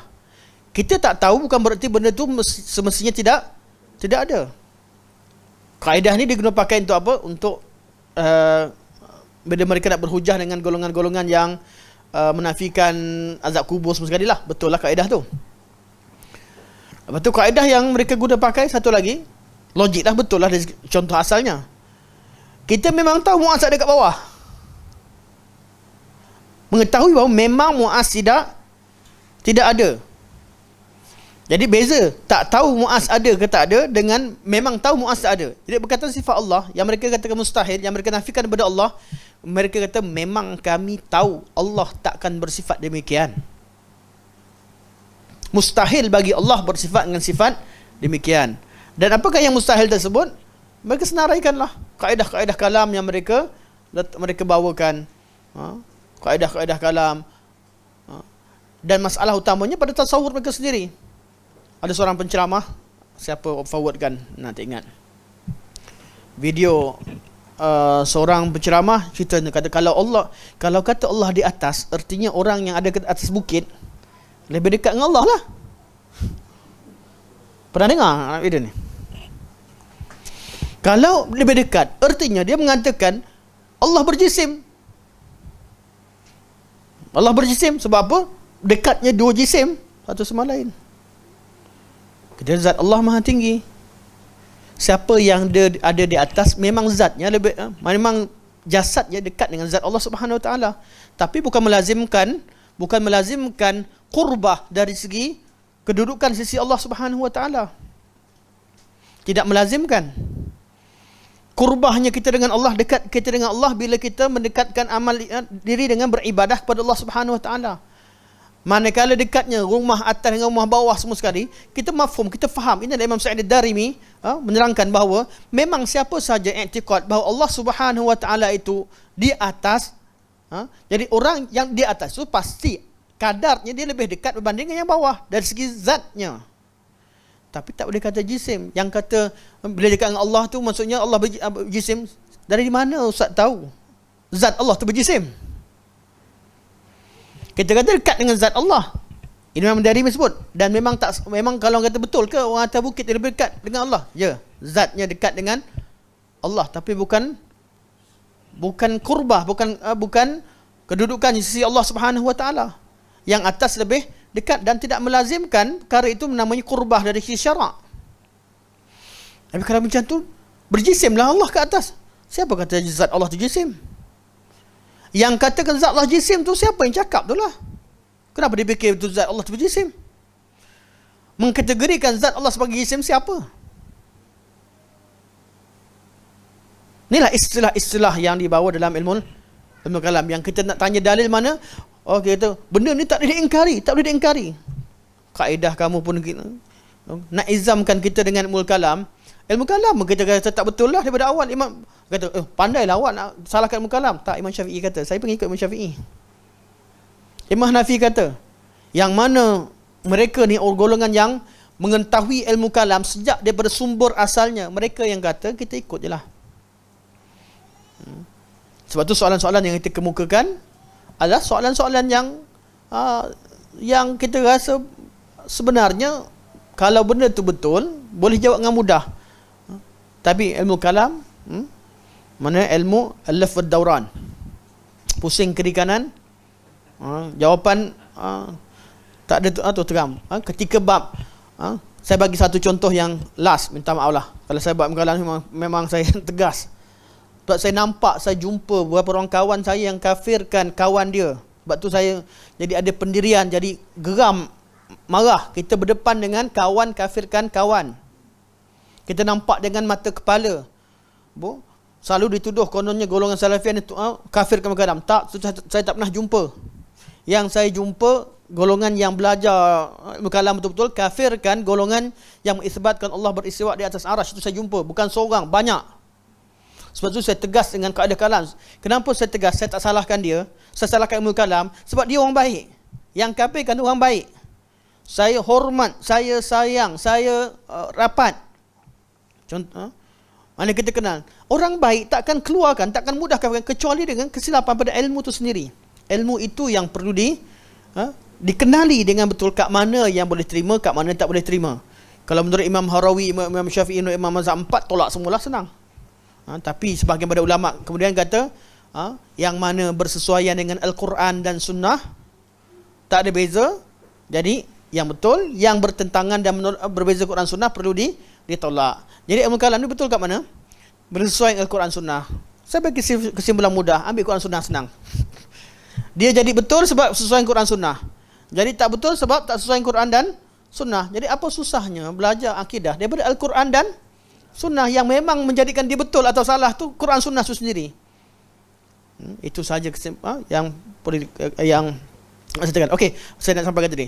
Jadi ilmu bila disebutkan berkaitan dengan hukum, ilmu orang yang mengatakan bahawa Allah, kalau seseorang berada di atas, ada dekat dengan Allah, ya, dekat Allah secara zatnya. Mana dia secara zatnya lebih dekat dengan Allah kerana Allah tempat yang tinggi dan dia berada di tempat yang Allah Maha tinggi. Dia tempat tinggi secara zatnya, tapi tidak melazimkan qurbah, tidak melazimkan bahawa kedudukan di sisi Allah itu dia mempunyai kedudukan yang istimewa dan mulia di sisi Allah Subhanahu wa taala, tidak menambahkan sedikit kemuliaan sekalipun.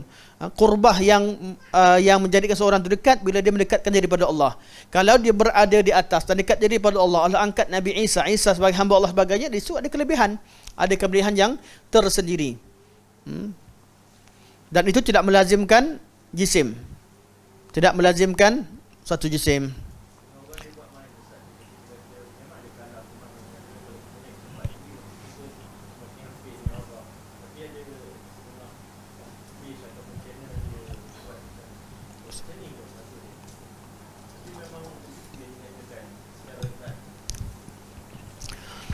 Penghujungnya kalau yang main-mainkan orang jahil, tinggalkannya lah. Tapi kalau yang nak tahu bincang secara ni, kita bincangkan bahawa inilah akidah yang disebutkan dalam oleh masalah ni bukan timbul sekarang, dah ada jawapan pun daripada ulama dahulu.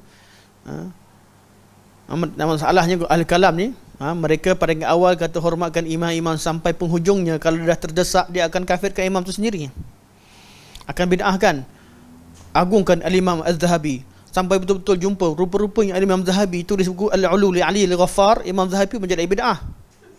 Agungkan Imam Ad-Darimi, bila betul-betul jumpa Imam Darimi menolak golongan Al-Kalam, akhirnya Imam Darimi pun ahli bid'ah. Mereka buka kitab Ibn Khuzaimah, Sahih Ibn Khuzaimah, ada kat library buku dia, tapi bila tak Ibn Khuzaimah tulis buku kitab At-Tauhid menolak Al-Kalam, Ibn Khuzaimah jadi ahli bid'ah. Yang mereka pertahankan selagi mereka mampu pertahankan imam itu tidak kata demikian. Tapi kalau dah tak jumpa kawan, akhir sekali disebabkan mereka adalah bid'ah. Itu berlaku pada Hasan As-Saqaf ketika mengatakan bahawa Abu Hasan Al-Asy'ari adalah mujassimah. Bila dah tak jumpa dah ruang untuk menafikan akidah itu daripada imam mereka yang mereka agungkan, penghujungnya mereka jadikan orang itu sendiri sebagai mujassimah. Kalau mereka mampu nafikan, salaf tak kata begini, salaf tak kata Allah di atas, maksudnya begini begitu, mereka akan hujah. Tapi kalau dah terdesak, akhirnya salaf pun, itu yang Hasan Saqaf tuduh pada salafus salih. Akidah salaf memang akidah mereka dulu akidah mujassimah. Itu yang perkataan-perkataan yang kita temukan. Dan last untuk sebelum kita rehat. Okay. Oh, nasi on the way. Okay. Kalau macam tu kita tunggu sekejap. Boleh. Kalau macam tu kita sambung. Cuma sebelum soalan, kat mana kaedah ilmu akal? Ilmu akal cerita tentang bab mutanaqidain, dua benda yang tanaqud. Contoh yang dibagikan kalau kita belajar ilmu mantik, dalam dan luar. Betul? Dua benda yang bertentangan, yang takkan bergabung. Sekarang ni Muaz ada kat dalam bilik ke kat luar? Muaz cuba jawab. Muaz kat dalam kelas ke kat luar? Ni Muaz, kalau yang live Muaz ni antara kanak-kanak yang mulazim, yang sentiasa ada dalam majlis ilmu kita. Okey. Muaz sekarang kita dua. Ayah dia cari. Mana Muaz? Ada kat luar. Ataupun ada kat dalam tu. Betul tak? Tak boleh kata-kata dia ada kat luar dan dalam. Kat luar dan dalam serentak, mana boleh? Atau tak ada kat luar, tak ada kat dalam. Tak boleh. Ni benda kita belajar ilmu mantik kata ini tanaqud, dua benda yang mutanaqidain. Jadi kaedah mustahil benda yang bergerak dan diam, mutanaqidain, luar dan dalam, semua belajar sampai pada bab 4 kena kat batang hidung sendiri. Allah di mana? Allah dengan alam ke? Allah di mana? Allah bila Allah di atas arash, di luar alam ke dalam alam? Kita ada kemungkinan ketiga. Ada kemungkinan ketiga. Allah tak di luar dalam, tak dalam alam. Dari mana saya belajar gitu? Anda tuan-tuan ya, ilmu kalam, ilmu mantik yang ajar bahawa luar dan dalam sebahagian daripada mutanaqidhain.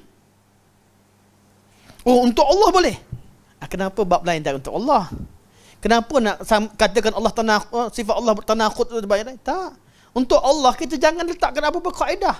Apa yang Allah beritahu terima saja.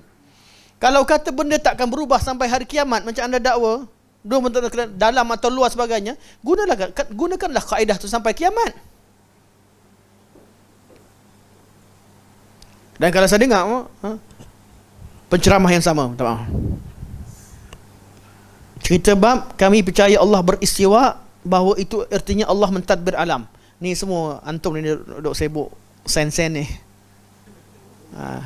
Siapa yang bakar sebelum kuliah hantar ada video kata erti Allah beristiwa artinya Allah mentadbir alam. Sebab kami tahu ayat-ayat istiwa, lepas tu Allah kata yudabbirul amra. Betul tak? Summa stawa, alif lam mim, tanzilul kitabi la raiba fihi min rabbil alamin, am yaquluna iftarah, bal huwal haqqu min rabbika litunzira qauman ma atahum min nadhirin min qablika la'allahum yahtadun.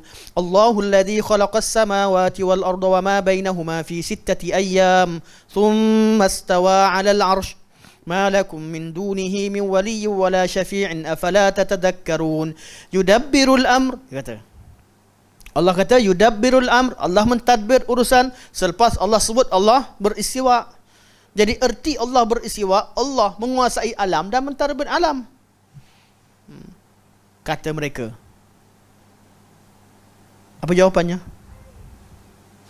Ni ayat Quran. Dia kata carilah ayat. Saya kata sambung lagi. Yudabbirul amra minas sama'i ilal ard. Kenapa tak sambung ayat ujung? Kenapa terdiam kat situ? Allah memang yudabbirul amr, tapi minas sama'i ilal ard. Thumma ya'ruju ilaihi. Dahlah yudabbirul amr minas sama'i ilal ard. Allah mentadbir urusan dari langit ke bumi, kemudian malaikat naik kepadanya. Naik. Apa lagi nak tinggal? Takkan nak berhujah sama macam Mu'tazilah, laisa kamitslihi syai'. Senyap. Sambunglah wa huwas samiul basir. Tak mungkin orang yang bawa qaul batil boleh berhujah dengan ayat Quran. Tak mungkin, kerana Quran kalam yang sempurna. Kalau ada hujah untuk sesuatu kebatilan dalam Al-Quran, mesti ayat Quran sendiri akan membatalkan akidah sendiri. Ini satu kaedah yang disebutkan oleh Imam Ibn Taymiyah rahimahullah. Beliau kata kalau jumpa ada orang yang ikrarkan perkara yang batil dengan ayat Quran, yakinlah ayat itu sendiri adalah hujah ke atas mereka. Sama ada mereka baca separuh, sama ada mereka bawa mafhum yang lain, mereka takwilkan dengan kaedah mereka, mereka tak rujuk kepada pandangan salafus salih.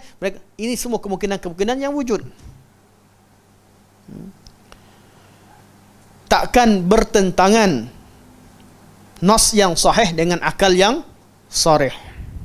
Okey, apa soalan tadi Sasha? Silakan.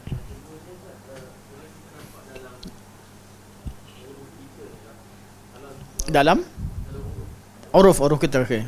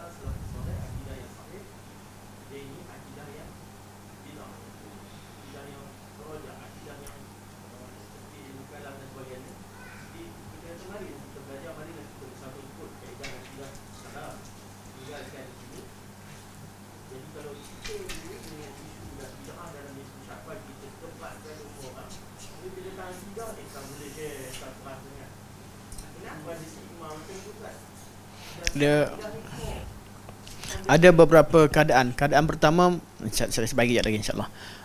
Lepas saya jawab, saya balik pada Tuan Jamal. Okey, okey.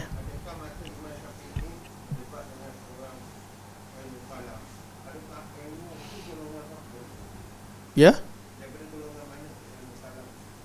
Al-Kalam, Al-Kalam. Dia akidah Al-Hadis, Al-Kalam, dua saja. Tuan-tuan, masa zaman Imam Syafi'i bukan satu mazhab je. Zaman tu ada macam-macam mazhab. Malah mazhab lebih banyak pada zaman kemudian. Zaman sebelum tu adalah mazhab yang hilang, kaul macam-macam, tapi yang dihukumkan adalah kepada dasar, pada kaedah tu sendiri. Macam orang tolak vaksin, dia tak kira datang vaksin apa pun. Minta maaf lah, dari segi nak faham, dia sendiri tak percaya kepada konsep vaksin. Contoh, tak ceritalah dos pertama, dos kedua, dos ketiga, tak ada cerita vaksin. Tak, memang dasar, memang yang disebutkan itu adalah dia tak suka dan tak percaya kepada vaksin, masukkan virus dalam badan. Berbeza daripada orang yang tak terima vaksin. Sebab apa? Sebab adanya kesan-kesan sampingan yang mereka nampak, kesan yang melampau. Ada dua golongan. Salafus salih tolak ilmu kalam tu sendiri, iaitu menggunakan kaedah kalamiah dalam mengisbatkan akidah. Jadi apa yang bezakan? Tak ada satu mazhab kalam pun yang terlepas daripada apa yang disebutkan tersebut.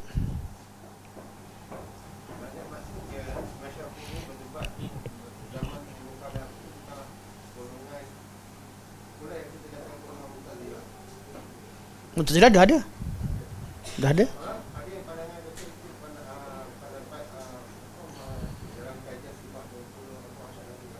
Dah ada perbincangan sebelum tu.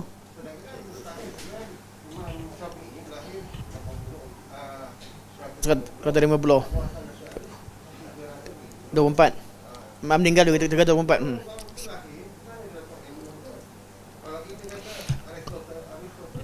Imam Abu Hasan al-Asy'ari, hakikatnya mazhab Asy'ariyah bukan diasaskan oleh Abu Hasan al-Asy'ari.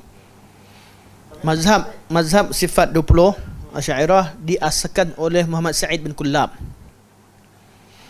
Cuma zaman Ibn Kullab tak famous.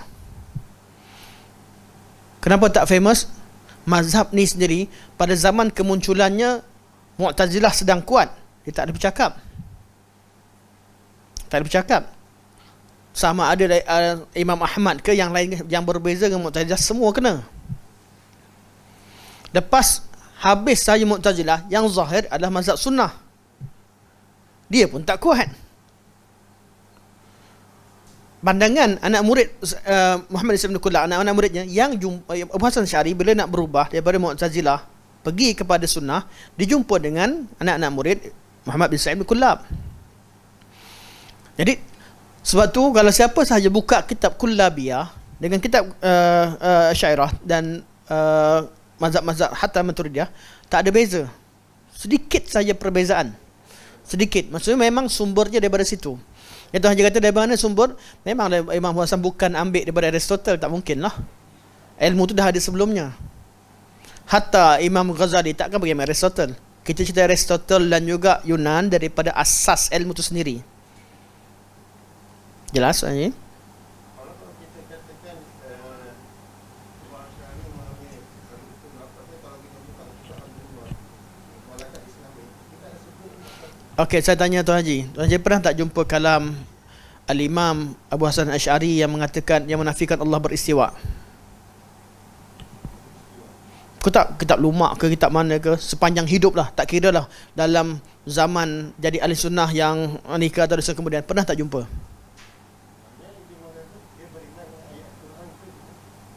Tak jumpa tak? Takkan jumpa. Sebab apa? Zaman tu sendiri pun ketika mereka cerita tentang akidah kalam, mereka bukan terima kalam, mereka bukan nak kata kalam ni core, mereka kata Quran sunnah, cuma mereka bertolak ansur bersetengah tempat. Berbeza daripada akidah yang ada kemudian makin teruk. Mereka jadikan itu sebagai asas dan tolak pada ayat Quran, sehingga menafikan ayat sifat istiwa dan sebagainya.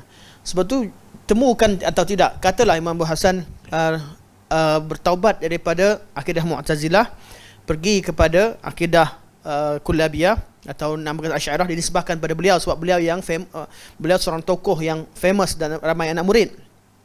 Kemudian pergi kepada salafus salih. Tak kira lah level mana selepas Mu'tazilah. Pernah tak dalam kitab Al-Lumak ke kitab mana Imam Hasan Asy'ari menafikan Allah bersifat di atas arasy? Tak ada. Dan pemikiran tak wujud pun. Tapi kaedah yang dibawa tadi, kerana berasal daripada Mu'tazilah, penghujungnya melahirkan pengikut yang bawa pertahankan akidah Mu'tazilah, menafikan Allah di atas. Ilmu tu sendiri ilmu yang sama, kaedah yang sama diguna pakai. Bila usulnya sama, cara isbatnya sama, natijahnya sama. Cuma pada kita boleh diamkan pengikut pada peringkat kerana pengaruh kita buat sementara waktu. Jangan kata begini. Tapi ilmu tu tetap membawa ke arah itu. Ilmu yang mengatakan semua yang katalah Allah, ilmu mana diletakkan sejak pada awal lagi, Allah tidak bertempat. Kita kata tempat tak tempat, kita tak peduli istilah tu tak wujud syarak. Kita kata Allah beristiwa atas arasy sebab Quran sebut, Nabi sebut, semua sahabat sebut. Kita tak kategorikan pun tempat tak tempat dan sebab kita tak bincangkan pun. Tapi kalau kaedah mengatakan Allah tak bertempat, dia telah meletakkan satu perkara yang dia tak tahu, satu benda yang dia tak tahu. Tempat tak tempat, apatah lagi dengan menamakan di atas arasy sebagai tempat, dan tempat tu disifatkan sifat-sifat tempat di makhluk. Jadi kaedah ini wujud sejak bila? Sejak zaman Imam Syafi'i. Berarti Imam Abu Hanifah kafirkan orang yang tidak beriman bahawa Allah di atas. Jadi wujud tak wujud? Akidah yang Imam Hanifah kafirkan orang yang kita kata tak setujulah secara pandangan yang keras, katalah terlalu keras. Tapi benda yang sama, akidah itu wujud ke tidak zaman sekarang? Wujud. Apa yang membezakan? Tu saya tanya, apa yang membezakan? Soalan saya dengan dulu kita, apa yang membezakan? Yang boleh mengecualikan ilmu kalam kemudian dengan ilmu kalam yang dahulu. Kalau kita ikut tanah Imam Ghazali, yang muka surat 339 mengatakan Imam Syafi'i dengan Imam berdebat dengan orang Mu'tazilah ini, dia ikut orang falsafah. Betul? Betul? Imam Ahmad celok ilmu kalam itu untuk ilmu falsafah. Betul. Betul. Termasuk al-kalam. Betul, termasuk al-kalam. Mereka juga ahli falsafah. Contohnya mengatakan bumi ini, dunia ini wujud dengan sendiri. Apa ada Tuan-tuan, saya nak beritahu. Kalau Imam Ahmad berdebat dengan falsafah yang memang kafir, tak perlu dikafirkan. Tak perlu mereka mengkafirkan, sebab memang dah kafir. Faham? Kalau Imam Abu Hanifah yang berdebat dengan etis kafir, tak perlu dikafirkan. Kafirlah golongan tersebut, nama kafir ada. Tak perlulah.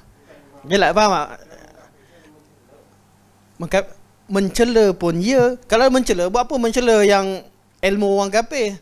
daripada sesat. Dicela sebab dia bawa ajaran Islam. Semua salafus salih, mereka mencela kerana ilmu ini dibawa ke dalam akidah Islam. Sebab tu ada yang mencela, ada yang mengkafirkan, dan zahir memang wujud ahlul kalam dalam ajaran Islam, dan imam yang tak sibuk pun pergi kafirkan orang yang bukan yang memang dah kafir. Mana ilmu kalam zaman itu dia ambil daripada mana? Dari Mu'tazilah ke atau daripada falsafah lain? Kita balik semula ke yang asal. Diterjemahkan daripada buku-buku zaman Al-Ma'mun. Dari situ. Dia balik semula pada sejarah penterjemahan buku metafizik, falsafah daripada Yunan, daripada mazhab Yunan. Jadi ilmu ni asasnya mana? Tadi kita buka mana kitab mantik ya, kalau ada kitab mantik, tengok istimdad. Diambil daripada mana hukumnya. Istimdadnya adalah akal. Pengasasnya apa? Aristo. Dan akidah mengatakan Allah tak boleh berjisim, Allah tak bergerak. Siapa? Buka kitab Al-Amidi, buka kitab Imam Ghazali, buka kitab Al-Juwaini, semua kata diasaskan oleh Muallimul Awal Aristo. Saya buktikan. Kejap lagi Tuan Haji. Ni kejap lagi. Tapi nak cari tu sebab saya ada buku yang saya print, yang saya letakkan muka surat. Bila jadi kena cari banyak. Masuk kedua boleh masuk insya-Allah. Tapi insya-Allah kita ni, saya harap dengan masa yang masa pertama sebelum kita rehat ni, bukan pun sampai, kita kenal dulu ilmu kalam yang kita tentang. Bukanlah ada orang dia fahamkan ilmu kalam macam kita tak menolak berhujah dengan orang kafir, tak gunakan akal, itu bukan ilmu kalam yang kita maksudkan. Kadang-kadang pengistilahan ilmu penghujahan dinamakan semua ilmu kalam, menyebabkan seolah-olah bila kita tentang ilmu kalam, seolah-olah kita menolak penggunaan akal, menafikan fungsi akal. Sebab tu kita kata bukan itu ilmu kalam yang kita maksudkan. Kalau orang kata ilmu kalam kami tak macam ni, kami tak menafikan Allah di atas, kami kata alhamdulillah lah. Jadi anda bukan yang salah maksudkan. Tapi kalau salaf kafirkan orang kata di atas, dia tetap sama saja. Kenalah tu. Kalau tak kena mengena, tak perlu takut. Kita ulama sepakat semua kumpulan ini dinamakan sebagai firaq. Artinya kita tak kafirkan mereka masih berada dalam Islam. Cuma sebahagian akidah mereka akidah kufur syarak, tapi orangnya semua syubhat. Sebab tu kita ada syubhat ni perlu diterangkan balik. Mereka tersalah bukan kerana mereka sengaja nak lawan Allah dan Rasulnya, tak, kerana kaedah tadi. Sebab tu kita cerita tentang sumber ilmu kalam dan apakah asasnya. Kesilapannya ilmu kalam mengkategorikan, first kali mengkategorikan sifat-sifat Allah dan perbincangan berkaitan akidah sebagai urusan akliyat semata-mata. Akal, dan akal ni pula kaedah-kaedah akliyat yang berkaitan dengan kalam takkan salah sampai hari kiamat. Kaedah-kaedah akal takkan salah. Kita kata sama betul salah, dia nombor dua. Kesalahan yang kedua, bila mereka kata mustahil, yang mustahil bagi Allah itu, mereka sifatkan Allah, sifat-sifat Allah dengan tafsiran makhluk. Dan ini disepakati oleh semua mazhab kalam. Kalaulah mereka betulkan takrifan bahawa Allah Subhanahu Wa Taala, Allah telah berfirman bahawa Allah memiliki tangannya, tangan yang layak bagi Allah Subhanahu Wa Taala, bukan tangan seperti makhluk, selesai dah. Tak ada ilmu kalam. Tak adalah perbincangan ilmu kalam. Ilmu kalam timbul bila kata tangan adalah anggota badan, mustahil Allah mempunyai anggota. Tafsiran begini yang menyebabkan berlaku perbincangan yang tak habis-habis. Salafus salih jumpa saja perkataan-perkataan begini, sifatkan Allah dengan sifat yang Allah katakan dan hanya Allah yang mengetahuinya. Allah, apa yang ada pada Allah semuanya sifat kesempurnaan, sifat Allah sifat yang sempurna. Kaifiahnya dan cara serahkan pada Allah Subhanahu Wa Taala. Sejak pada awal lagi mereka dah tanzihkan Allah Subhanahu Wa Taala. Dia tak timbullah masalah tashbih, sebab mereka sejak pada awal lagi mereka tak takrifkan pun sifat tangan Allah dengan takrifan tashbih. Ilmu kalam takrifkan dengan takrif tashbih. Lepas tu dia kata mustahil Allah sifat demikian. Lepas tu dia pula kata tanzihkan Allah. Jelas? InsyaAllah. Sampai sini. Subhanakallah. Kita rehat sekejap. Subhanakallah. Alhamdulillah. Asyhadu an la ilaha illa anta astaghfiruka wa atubu ilaik. Wa sallallahu alaihi wasallam Muhammad wa ala alihi wa sahbihi wa baraka wa sallam. Alhamdulillahirabbil alamin. Assalamualaikum warahmatullahi wabarakatuh. Kita sambung insya-Allah lepas makan. 15 minit insya-Allah.